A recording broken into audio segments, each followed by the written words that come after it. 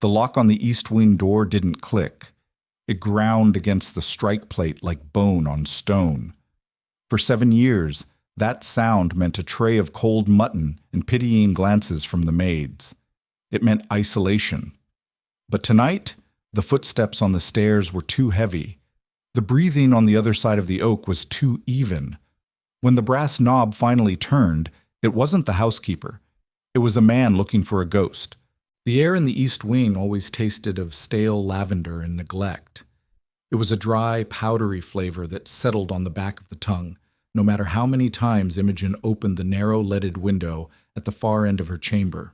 She sat in the window seat now, the heavy velvet drapes pulled tightly around her shoulders like a shroud to ward off the November draft.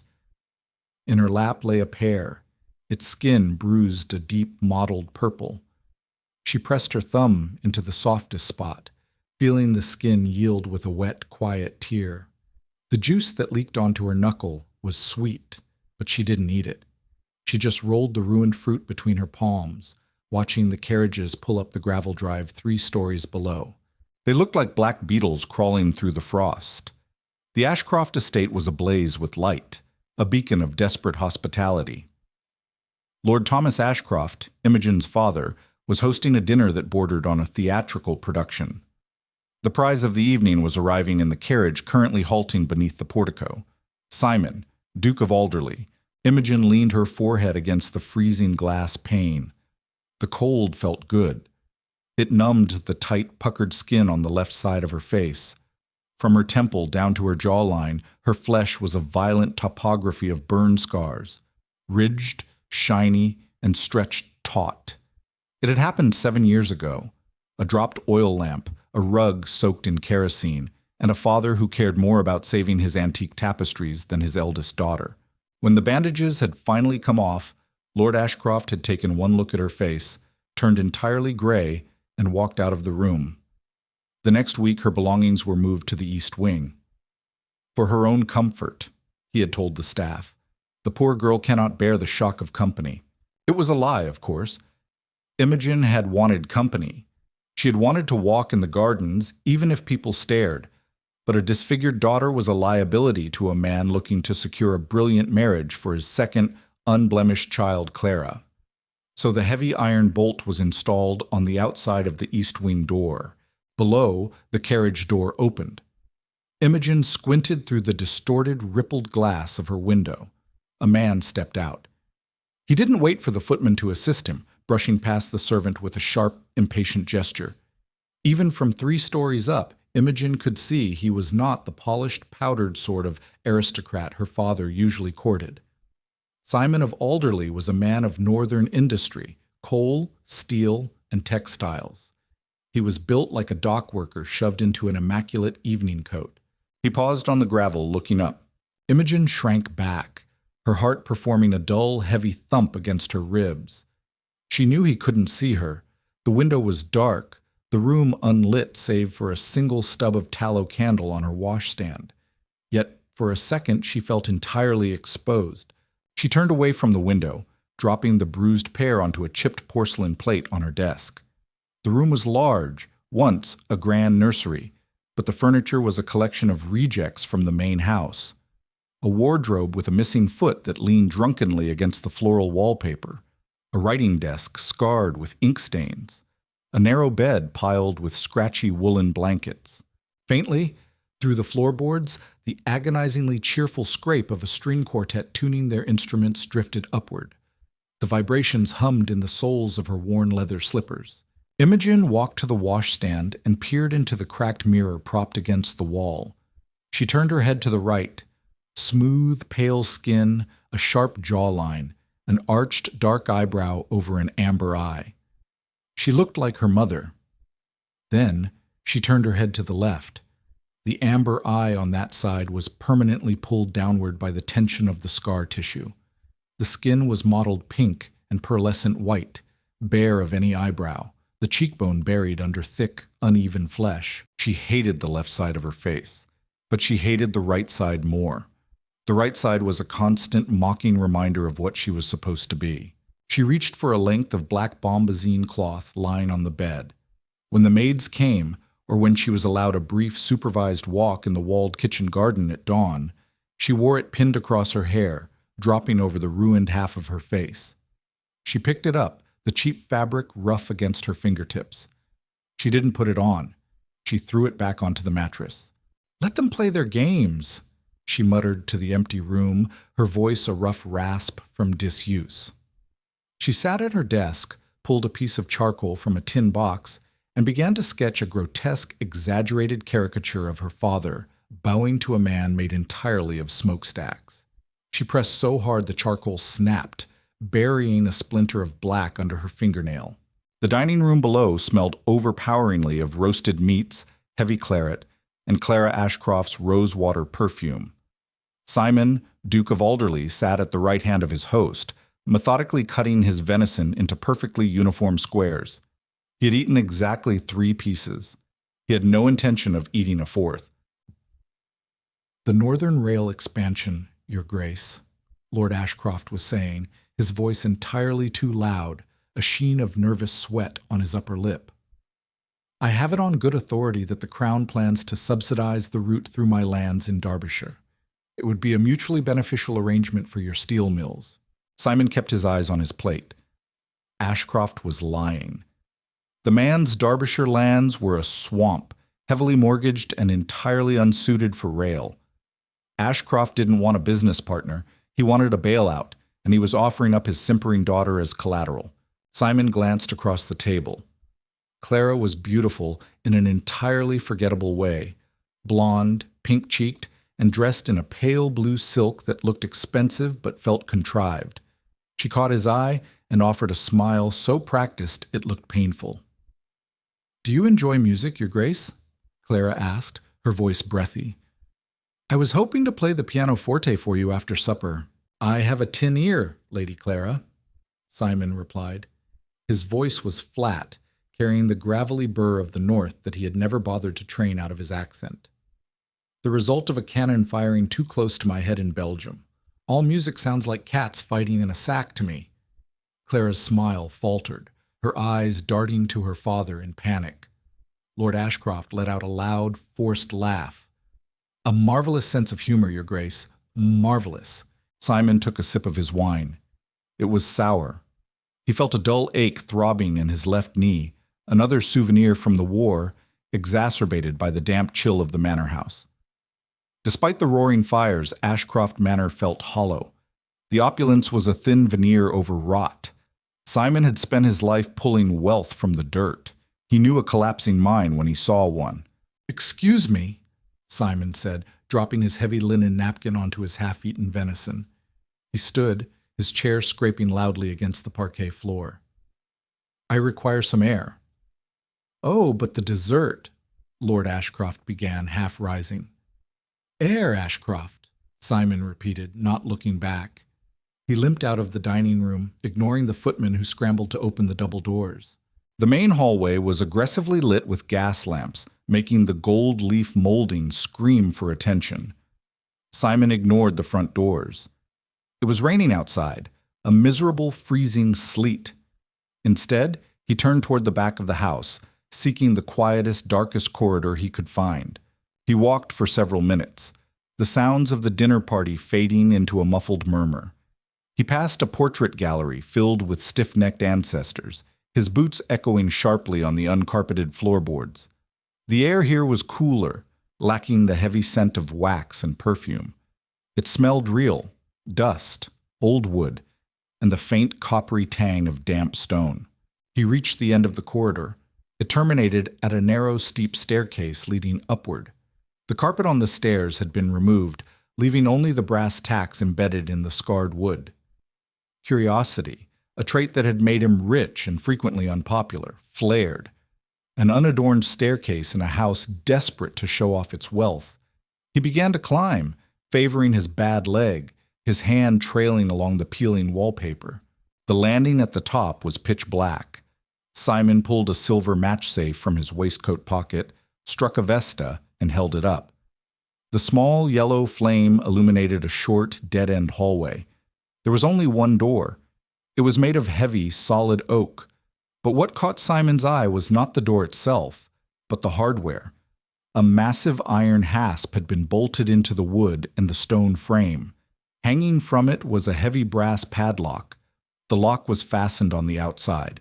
Simon stepped closer, the match burning down toward his fingertips. He smelled it then. Wood smoke. Not the clean, cured oak burning in the parlor downstairs, but a thin, acrid smell of a poorly ventilated chimney. Someone had a fire going in there. A lock on the outside, a fire on the inside. He pinched the match out, plunging the hallway back into darkness. He stood perfectly still, controlling his breathing, listening. For a long moment, there was nothing. Then he heard it. The faint, unmistakable sound of a heavy object. A book, perhaps, being dropped onto a wooden surface, followed by a quiet, irritated sigh. Simon frowned in the dark. Ashcroft wasn't hiding silver or documents in there. He was hiding a person. The pragmatic, cynical part of his brain told him to turn around, walk down the stairs, order his carriage, and leave this pathetic, desperate family to their secrets. It wasn't his business, but as he turned, his boot scuffed against a loose floorboard. It let out a loud, sharp crack. Inside the room, the faint rustling stopped instantly. A heavy, terrified silence fell over the door. It wasn't the silence of an empty room. It was the vibrating, taut silence of a trapped animal holding its breath. Simon slowly reached out and wrapped his large, calloused hand around the brass padlock. It was cold and covered in a fine layer of dust. But as he pulled on it, he felt the hasp give slightly. The screws holding the iron plate into the rotting oak doorframe were loose. He wasn't a hero. He wasn't a savior, but he detested locked doors, and he detested Lord Ashcroft. Simon tightened his grip, braced his good leg against the doorframe, and pulled. Imogen froze. The chunk of charcoal slipped from her fingers, rolling across the desk and dropping onto the floor with a tiny tap. Someone was outside her door. It wasn't Mrs. Gable, the housekeeper. Mrs. Gable walked with a shuffling gait, her heavy skirt swishing against the walls. It wasn't one of the scullery maids. They always chattered nervously to each other when they brought her food, terrified of the East Wing ghost. This footstep had been heavy, singular, and deliberate. She sat paralyzed in the wooden chair, her breath trapped high in her chest. Her eyes darted toward the door. The thick oak was a solid black rectangle against the gloom of her room. She waited for the sound of a key grinding in the lock. She waited for her father's sharp, impatient voice commanding her to turn her face to the wall before he entered. Instead, there was a deafening crack of splintering wood, followed by the metallic clatter of heavy iron hitting the floorboards. Imogen's hands flew to her face, a reflex she hadn't managed to kill in 7 years. Her fingers dug into the scarred flesh of her left cheek, her nails biting into the numb tissue. She hadn't put her veil on. The bombazine cloth was still lying uselessly on the bed across the room. The brass doorknob slowly turned. The hinges, unoiled for a decade, let out a high, agonizing squeal that made Imogen's teeth ache. The door pushed inward. The light from the hallway, dim as it was from the sconce at the bottom of the stairs, spilled into her room like a physical intrusion. It cut across the dusty floor, illuminating the moth-eaten rug and the chipped legs of her desk. A shadow filled the doorway, a massive, broad-shouldered silhouette. Imogen stood up so fast her chair tipped backward, crashing to the floor. She backed away, her spine hitting the icy plaster of the wall beside the window. She pressed herself against it, trying to merge with the shadows. The man stepped into the room. He didn't carry a candle. He let the ambient light from the hall wash over him. Imogen recognized the broad chest, the impeccably tailored but slightly rumpled evening coat, the square jaw. It was the Duke of Alderley, the man her father was currently trying to sell Clara to. Simon stood just inside the threshold, letting his eyes adjust to the gloom. The room smelled of cold ash and cheap soap. It was freezing. "Who's there?" Simon's voice was a low rumble, devoid of fear, laced only with a hard, demanding curiosity. Imogen couldn't speak. Her throat had closed entirely. She kept her hands clamped over the left side of her face, her right eye wide and panicked, staring at him. Simon took a step further in. His foot crunched on the piece of charcoal she had dropped. He looked down at the floor, then up at the walls, taking in the peeling wallpaper, the sparse furniture, the narrow, pathetic bed. Finally, his gaze locked onto the corner by the window. He saw her. A woman, painfully thin, wearing a dress of faded, washed-out gray wool that looked 5 years out of fashion. She was pressed against the wall like a moth pinned to a board. Her dark hair was loose, tumbling over her shoulders in a wild, unbrushed mass. One hand was clamped firmly over her face. Simon didn't gasp. He didn't demand to know her name. He simply stopped, his posture relaxing infinitesimally. "I apologize," Simon said. The gravel in his voice was softer now. "I seem to have broken your lock. Though, judging by the fact it was on the outside, I doubt you had the key." Imogen blinked. The sheer banal practicality of his statement shocked her system, jarring her out of her blind panic. He wasn't yelling. He wasn't asking what she was doing here. He was observing the mechanics of her imprisonment. "You shouldn't be here," Imogen managed to whisper. Her voice cracked, rough as sandpaper. "I shouldn't be downstairs either," Simon replied, taking one more step into the room. He stopped abruptly when he saw her flinch. "I was told this wing was structurally unsound, a danger to inhabit." "It is," Imogen said, her fingers trembling against her jaw. "The roof leaks in the spring. You need to leave." Simon tilted his head, studying her. The weak light from the hallway caught the edge of her right profile, the high cheekbone, the flawless skin, the large, terrified amber eye. "Lord Ashcroft is a terrible liar," Simon noted quietly. "He told me he had only one daughter." A bitter, humorless bark of laughter ripped from Imogen's throat before she could stop it. The sudden movement caused her hand to slip. The fingers covering her face dragged downward. She realized her mistake instantly, but her muscles were locked. She couldn't raise her hand back up in time. Simon had taken another step forward, pulling a silver Vesta case from his pocket again. He struck a match against the wall to get a better look at his surroundings. The sulfur flared bright and yellow, throwing harsh, dancing shadows across the room. The light hit Imogen full in the face. She squeezed her eyes shut, waiting for it. The sharp intake of breath, the recoil, the look of revulsion that always started in the eyes and twisted the mouth downward. She braced her shoulders, preparing for the inevitable horror that she had seen 100 times from maids, from tutors, from her own father. But the silence stretched. The hiss of the burning match was the only sound in the room. Imogen opened her right eye. Simon was standing 4 feet away. The match was burning down toward his thumb, illuminating his face. He wasn't recoiling. He was leaning forward slightly. His dark eyes were fixed on the left side of her face, tracking the violent ridges of the burn scars, the tight, shiny pull of the skin around her ruined cheek. His expression wasn't horrified. It was intensely, almost uncomfortably, analytical. "Oil fire?" he asked abruptly. Imogen flinched, shocked by the directness. "Kerosene," she whispered. "Takes hotter than wood to melt skin like that," Simon muttered, almost to himself. He finally shook the match out as it reached his skin, dropping the blackened stick onto the floorboards. "I have seen it in the steel mills." A man caught a splash of molten slag across the shoulder, looked much the same. Imogen stared at him, entirely disarmed. He had equated her deepest, most shameful trauma to a mill worker's occupational hazard. There was no pity in his voice, no disgust, only cold, hard fact. "You're not disgusted," she said. It wasn't a question. It was an accusation. Simon let out a short, tired breath.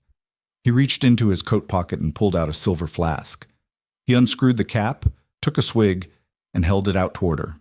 "I've spent the last hour listening to your father try to sell me a swamp and watching your sister pretend she doesn't find me repulsive," Simon said, his tone utterly flat. "Compared to the rot downstairs, a bit of scarred tissue is the most honest thing I've seen all night." He kept the flask extended. "Now," Simon said, looking her directly in her mismatched eyes. Are you going to stay standing against that wall like a frightened child? Or are you going to tell me exactly why Lord Ashcroft keeps a grown woman locked in a freezing room with a padlock on the outside? The silver flask hung in the space between them, glinting faintly in the gloom. Imogen stared at it.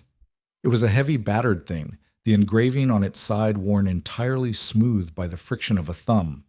The rational part of her brain, the part conditioned by 7 years of locked doors and lowered eyes, screamed at her to refuse.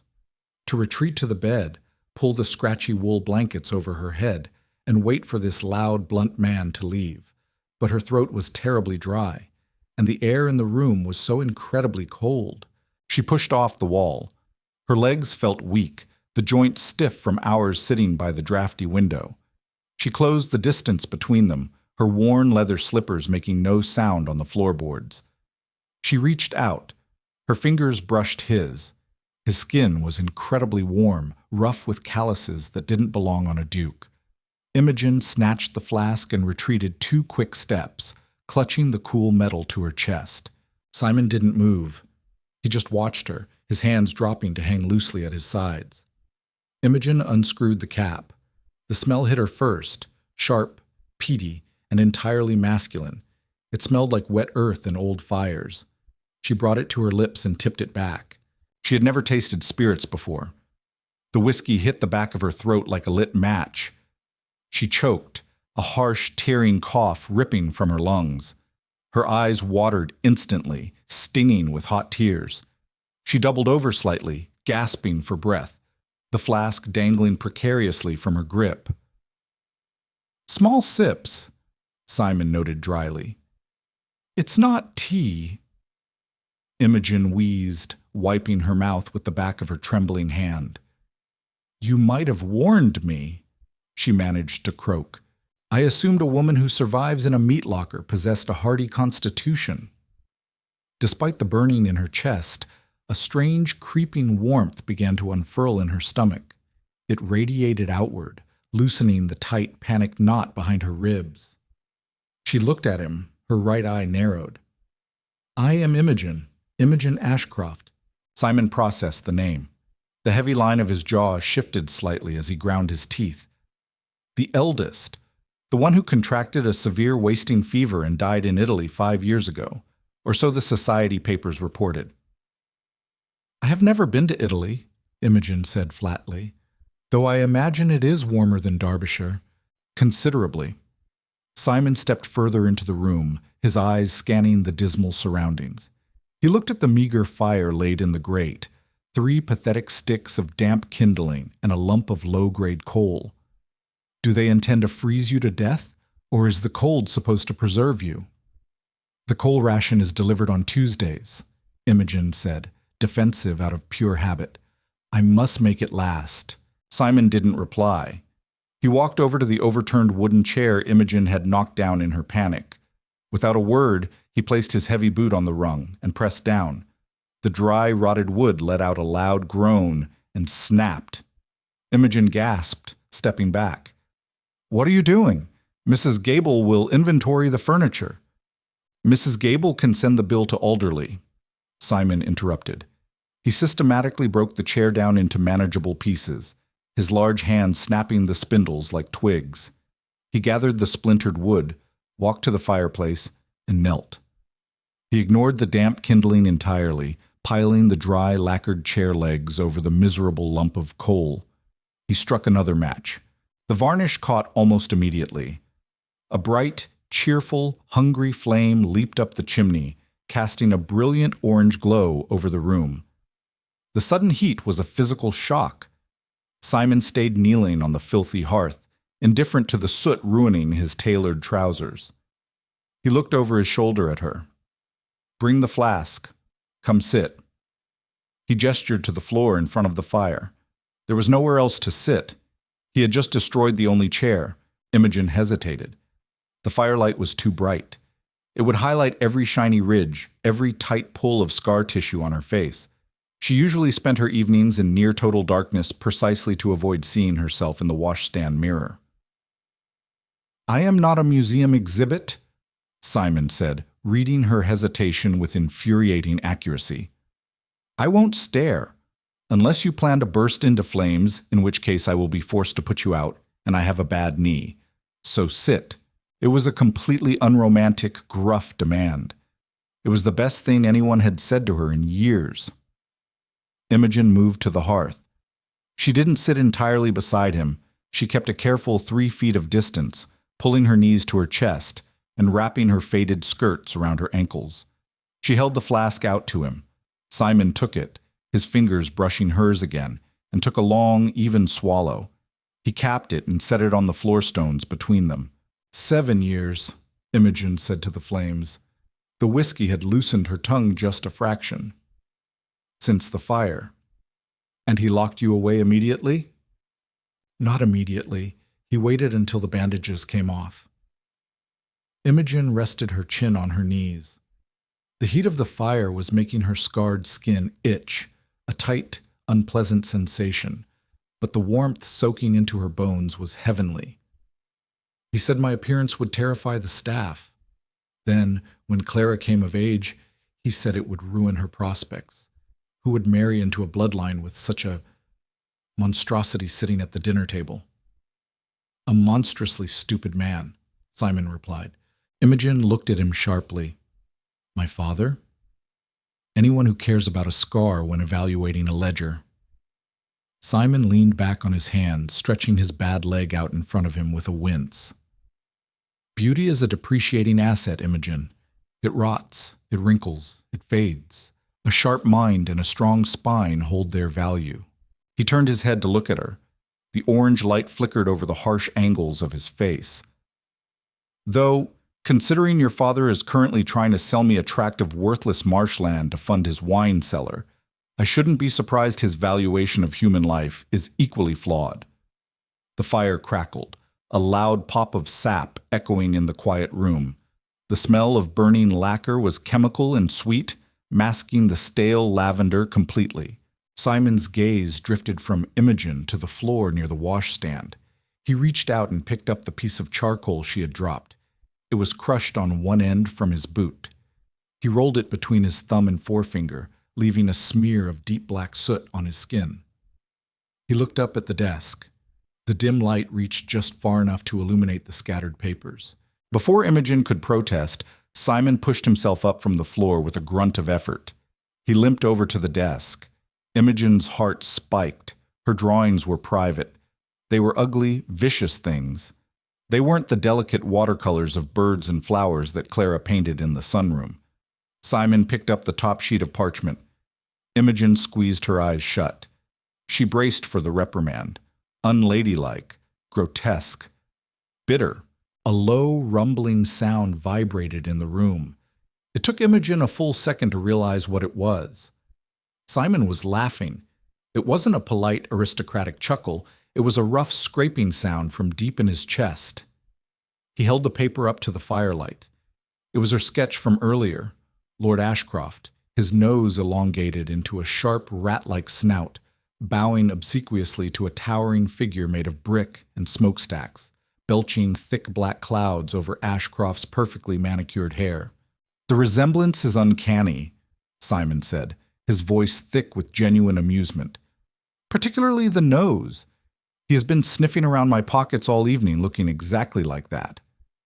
Imogen let out a breath she hadn't known she was holding. She opened her eyes. "You aren't offended? The smokestack is entirely accurate," Simon said. He lowered the paper, his dark eyes meeting hers. "I'm a man of soot and steel. I don't pretend otherwise. Your father pretends he is a king while his roof caves in. Your drawing is the most honest appraisal of the Ashcroft estate I've seen yet." He placed the drawing gently back on the desk. He didn't treat it like a woman's idle hobby. He handled it like a ledger, a document of truth. He walked back to the fire and sat heavily.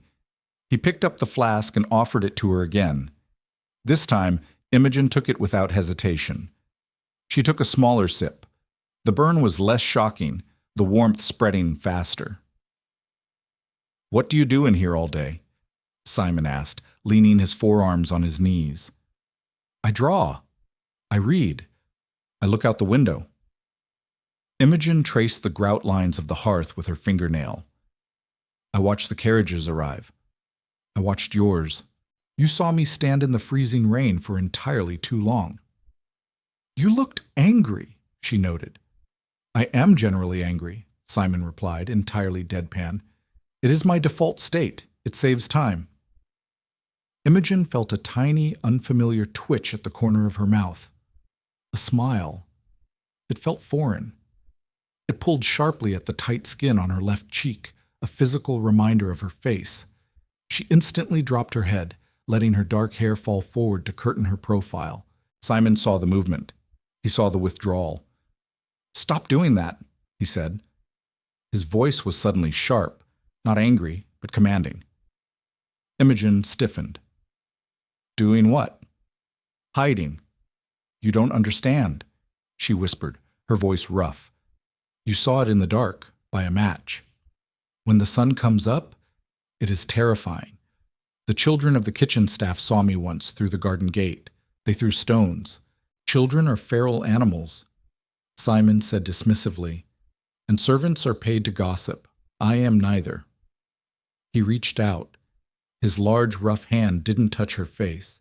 Instead, he hooked his index finger under the thick lock of hair she had used to shield her cheek and gently pushed it back behind her ear. Imogen froze, her breath catching in her throat. His knuckles brushed against her unscarred temple. The contact was electric, terrifyingly intimate in the freezing, ruined room. "I told you," Simon said, his voice dropping in volume, vibrating with a low intensity. "I'm a man of the North. We deal in iron, in fire, in things that are broken and reforged. A scar is just proof that the fire didn't win." He pulled his hand back, resting it on his knee. He didn't linger. He didn't make a romantic spectacle of it. He just stated it as a geographical fact. Imogen looked at him, truly looked at him. He was not a handsome man by society's standards. His nose looked as though it had been broken and set poorly. His eyes were too deep set, his jaw too heavy. But sitting there in the dust and the ash, bathed in the orange glow of a burning chair, he looked like a fortress. "Why did you open the door?" she asked softly. Simon looked at the heavy iron hasp lying discarded on the floorboards near the threshold. "Because I hate a cage," he said, "and I despise the man who holds the key." The fire began to burn down, the intense heat mellowing into a steady, comforting warmth. The lacquer on the chair had burned away, leaving only the glowing red embers of the dry wood. Simon reached into his waistcoat and pulled out a heavy gold pocket watch. He snapped the casing open. The metallic click was loud in the quiet room. 10 o'clock, he said, reading the dial. "The dessert course will be concluding. Lord Ashcroft will be steering the men toward the billiards room for brandy and cigars, where he will attempt to trap me into signing a preliminary contract." He snapped the watch shut and returned it to his pocket. He didn't move to stand up. Imogen felt a sudden sharp spike of panic. He was checking the time. He was preparing to leave. The reality of the room, the peeling wallpaper, the locked door, the silence, began to rush back in, pressing against the edges of the fading firelight. Once he walked out that door, he would leave Ashcroft Manor. He would return to the north, and tomorrow her father would see the broken lock. The punishment would be severe. The window would be boarded. The silence would be absolute. "You have to go," Imogen said. Her voice was flat, trying to mask the rising terror. "I do," Simon agreed. He placed his hands on his knees and pushed himself upright, groaning slightly as his bad leg took his weight. He stood over her, a massive shadow against the firelight. He looked at the doorway, then down at Imogen. "I am not putting that lock back on, Imogen." Imogen looked up at him, her amber eyes wide. "He will know. He will know someone found me." "Let him know," Simon said, his voice hardening into steel. "Let him explain to his staff, to his guests, why his dead daughter is sitting in a freezing room on the 3rd floor." "You don't know him," Imogen whispered, panic making her breath shallow. "He will say I am mad. He will send me to an asylum. It is worse than here. Here, I have my window. Here, I have my silence. Simon's jaw tightened. He understood the logistics of power. Ashcroft was a desperate man, and desperate men were vicious when cornered. If Simon left her here, he was leaving her to a wolf. He walked to the doorway and kicked the heavy iron hasp. It skittered across the floorboards into the dark hallway. "Then don't stay here," Simon said. He didn't turn around. He stood in the broken threshold, looking out into the pitch-black corridor. Imogen stared at his broad back. "What?" Simon turned slowly. "I said don't stay here. Get up." Imogen didn't move. Her hands gripped the faded wool of her skirt so tightly her knuckles were stark white. "Where would I go? The staff?" "Forget the staff," Simon barked, his patience finally fraying. It wasn't directed at her, but at the sheer absurdity of the situation. "I am walking out of this house, Imogen. I am walking down those stairs. I am calling for my carriage, and I am leaving. I am asking you to walk out with me." The silence that followed was deafening. The only sound was the soft, dying hiss of the embers in the grate. Imogen felt the blood drain entirely from her head. The room spun. Leave. The word was entirely foreign. It was a concept that belonged to other people, people with whole faces, people who didn't cause women to faint and children to throw stones. I cannot," she stammered, shrinking back against the hearth. "My face. The light downstairs. The guests. The guests are drunk, and the gas lamps are terrible," Simon said, taking a step back toward her. "And quite frankly, I do not care if we terrify every aristocratic parasite in the billiards room." "Simon, please," she begged, using his given name without realizing it. Her chest heaved. "I have not crossed that doorframe in 7 years. Simon stopped. The harshness bled out of his posture. He looked at the shattered doorframe, the splinters of oak jutting out like broken teeth. He understood then that the lock hadn't just been on the outside. The true lock was in her mind. He walked back to her. He didn't tower over her this time. He awkwardly lowered himself back down onto one knee, ignoring the sharp twinge in his joint, bringing his face level with hers. "Listen to me," he said, his voice entirely devoid of pity, filled only with a rough, demanding certainty. "You survived the fire. You survived 7 years in a cold room with nothing but bruised fruit and a tyrant for a father. You are stronger than the rotting wood of that door." He held out his hand. His palm was broad, the lifelines deep and dark with old soot that never quite washed away. "I will not drag you," Simon said quietly. "If you tell me to leave alone, I will walk down those stairs and I will never return to Derbyshire. I will leave you your silence." He paused, his dark eyes locked onto her mismatched amber ones. "But if you take my hand, Imogen, I promise you, you will never have to hide in the dark again." Imogen stared at his outstretched hand. The firelight flickered across his calluses. She looked past him, at the open door. The hallway beyond was a maw of darkness. It was terrifying. It was the unknown. It was everything her father had taught her to fear. But then she looked around her room, at the chipped desk, at the broken charcoal, at the heavy, suffocating smell of stale lavender that even the wood smoke couldn't entirely erase. She had died in this room 7 years ago. She looked back at Simon. He wasn't smiling. He wasn't coaxing. He was simply waiting, offering her a bridge of solid earth over a terrifying chasm. Imogen's hand trembled violently as she lifted it from her lap. Her breath hitched, catching in a series of ragged, terrified gasps. She squeezed her eyes shut, fighting the overwhelming urge to retreat. Slowly, she opened them. She looked at the man of soot and steel. Imogen placed her hand in his.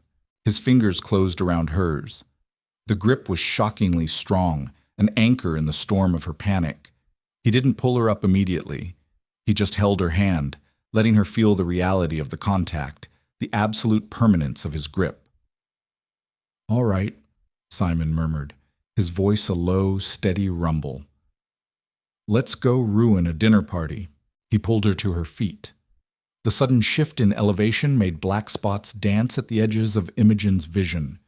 Her knees threatened to buckle, loose and trembling like unstrung wire. Simon didn't let her fall. He shifted his grip, moving his hand to wrap firmly around her forearm, anchoring her against his side. They stepped over the shattered remnants of the doorframe. The hallway outside was exactly as terrifying as Imogen remembered. The shadows seemed to stretch and pull, clawing at the frayed hem of her gray wool dress. For 7 years, her entire universe had been bounded by 4 peeling walls. Now, the corridor stretched out endlessly, a dark tunnel leading toward the belly of the beast. Keep your eyes on the stairs, Simon murmured, sensing the violent shudder that ripped through her frame. Just the wood in front of your feet, nothing else. Imogen obeyed mechanically, one step, then another. Her worn leather slippers made a soft, scuffing sound against the bare floorboards, entirely out of sync with the heavy, uneven thud of Simon's boots. She realized, with a distant, detached sort of horror, that she was sweating. The dampness clung to the back of her neck, chilling her instantly in the drafty air. Her stomach rolled, a nauseating knot of pure panic pulling tight just beneath her ribs. She wanted to vomit. She wanted to rip her arm from his grasp and sprint back to the freezing, familiar dark of her prison. But Simon's grip was iron. It wasn't painful, but it was absolute. He absorbed her trembling, his broad shoulder a solid wall against her left side. As they reached the first landing, the environment began to shift. The smell of damp stone and stale dust gave way to the heavy, cloying scent of beeswax, expensive cigar smoke, and roasted lamb. The temperature rose, suffocatingly warm after the bitter cold of the east wing. Then came the light. The gas sconces on the second floor were lit, hissing softly as they threw a harsh, brilliant white glare across the patterned crimson carpet. Imogen flinched, her right eye watering violently. The light felt abrasive, scraping against her unaccustomed retinas. Her free hand flew up, an involuntary reflex, fingers curling to cover the left side of her face. Simon stopped. They were halfway down the grand curving staircase that spilled into the main foyer. Drop your hand, Imogen, he said. The words were a quiet command, rumbling beneath the distant murmur of masculine voices echoing from the hallway below. The light, she choked out, her voice a humiliated, ragged wheeze. It's too bright. They will see. That is the entire point. Simon turned his head to look at her. In the harsh gaslight, the violent topography of her scars was starkly illuminated. The pearlescent white tissue, the pulled, puckered skin, the missing eyebrow. He didn't look away. If you cover it, you are telling them they have a right to be disgusted. You are apologizing for surviving. Imogen squeezed her eyes shut. Tears, hot and shameful, leaked from the corners. I am not brave like you. I'm not brave. I'm simply too stubborn to let fools dictate my existence. Simon reached out. He didn't pull her hand away by force. He simply wrapped his rough, soot-stained fingers over her trembling knuckles and waited. Drop the hand, Imogen. Let them choke on it. A burst of raucous laughter erupted from the ground floor, followed by the sharp, distinct clack of billiard balls. It was her father's laugh, loud, performative, and entirely hollow. A sudden sharp spike of something incredibly hot flared in Imogen's chest. It wasn't courage. It was anger. A tiny, long-buried spark of pure, unadulterated rage at the man laughing downstairs while she froze in the dark. Slowly, agonizingly, Imogen lowered her hand. She left it resting at her side, her fingers curled into a tight fist against her skirt. She opened her eyes, turning her ruined profile fully toward the hissing gas lamp. Simon nodded once, a sharp, approving jerk of his chin. Good. They continued their descent. The grand foyer was deserted, the footmen having retreated to the kitchens to deal with the mountain of dirty china. The double doors to the billiards room were closed, but the thick mahogany couldn't muffle the sounds of the men inside.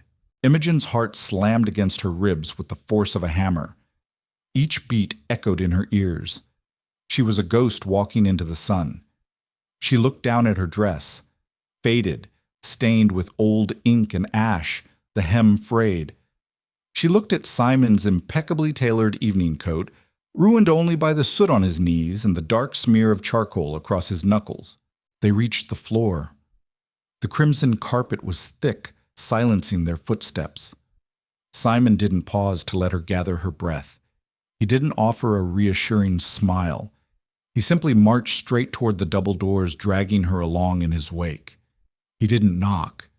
He reached out with his free hand, grasped the heavy brass handle, and shoved the doors inward with enough force to bang them violently against the walls. The laughter in the billiards room died instantly, severed as neatly as a hangman's rope. The room was thick with a hazy blue cloud of tobacco smoke. 6 men, all dressed in varying degrees of opulent evening wear, stood frozen around the green baize table. At the head of the table, cue-stick in hand, stood Lord Thomas Ashcroft. His cheeks were flushed with brandy, his waistcoat unbuttoned. For a terrifying, agonizing second, no one moved.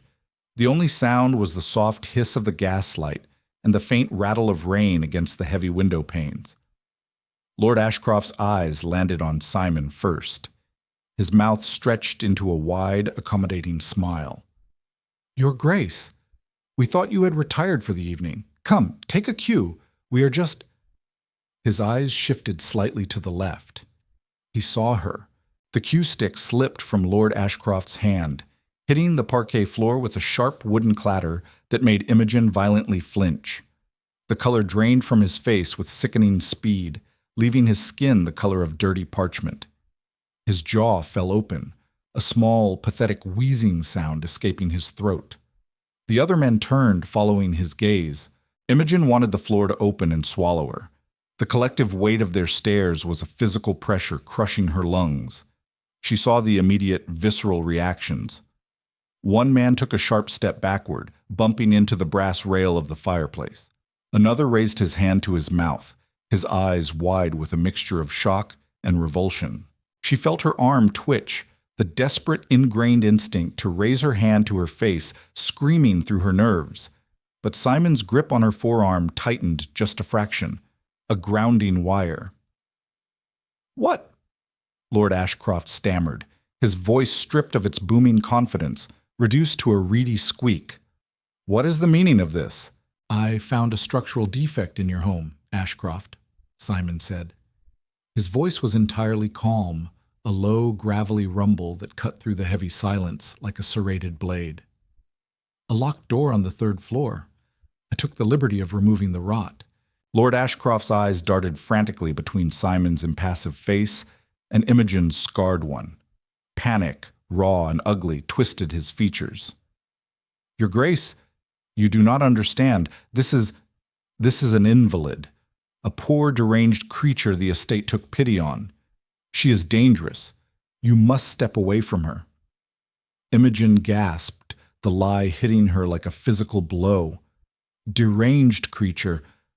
After 7 years of silence, he was erasing her entirely. She has an alarming tendency to bite, does she?" Simon asked, stepping further into the room, pulling Imogen with him. He didn't release her arm. "Strange. She seems perfectly lucid to me. She even introduced herself. Imogen Ashcroft, I believe." The name dropped into the room like a live grenade. The other men, investors, peers, gossips, exchanged horrified, bewildered glances. "Imogen Ashcroft died of a fever 5 years ago," a stout man with impressive sideburns muttered, looking at Lord Ashcroft in confusion. "She did." Ashcroft lied desperately, sweat beading heavily on his forehead. This woman is confused. A tragic case of delusion. She worked in the scullery until she was burned, and the trauma broke her mind. She believes she is my daughter."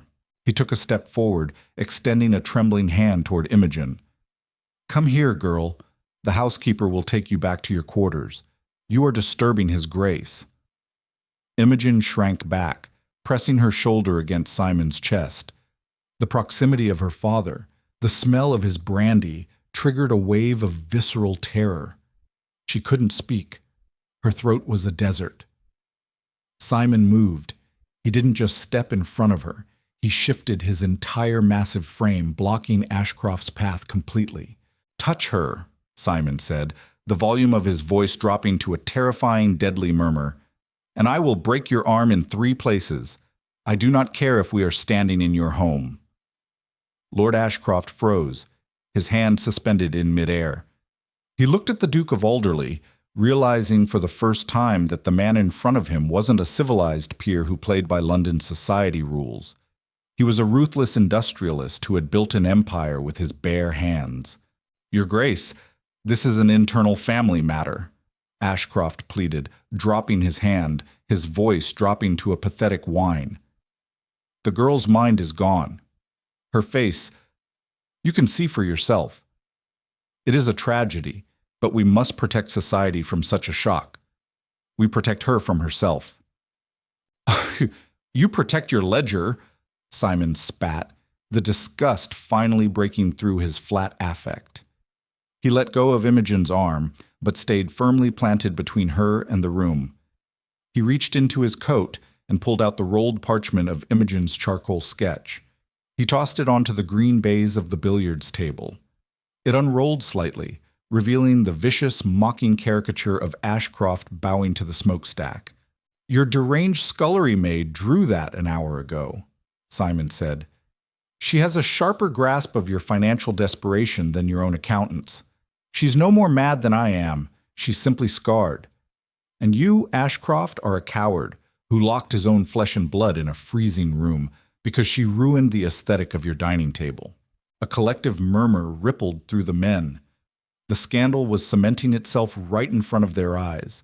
Lord Ashcroft's reputation was disintegrating faster than wet sugar. "My railway," Ashcroft croaked, trying to salvage the wreckage. "The contract—" "There is no contract," Simon said coldly. "Your Derbyshire lands are a swamp. Your financial records are a work of fiction. And even if your land was paved in solid gold, I would sooner set my own mills on fire than do business with a man who fastens a padlock to the outside of his daughter's bedroom door." Simon turned his back on Lord Ashcroft. He didn't look at the other men. He looked only at Imogen. She was trembling, her chest heaving, her mismatched eyes wide and fixed on his face. She hadn't spoken a word, but she hadn't run away. She had stood in the light. Simon offered his arm to her, not his hand to drag her, but his arm bent at the elbow, a formal, deliberate gesture of respect in front of a room full of men who viewed her as a monster. "My carriage is waiting," Simon said, his voice dropping the harsh gravel, returning to the steady, grounded tone he had used in the dark. "Derbyshire is too damp. Will you allow me to escort you to the north, Imogen?" Imogen stared at the offered sleeve of his coat. She looked past him, catching a glimpse of her father. Lord Ashcroft was leaning heavily against the billiards table, his head in his hands, completely broken. For the first time in 7 years, he looked small. She took a breath. The air in the room was thick with smoke and shock, but it tasted sweeter than the stale lavender of the east wing.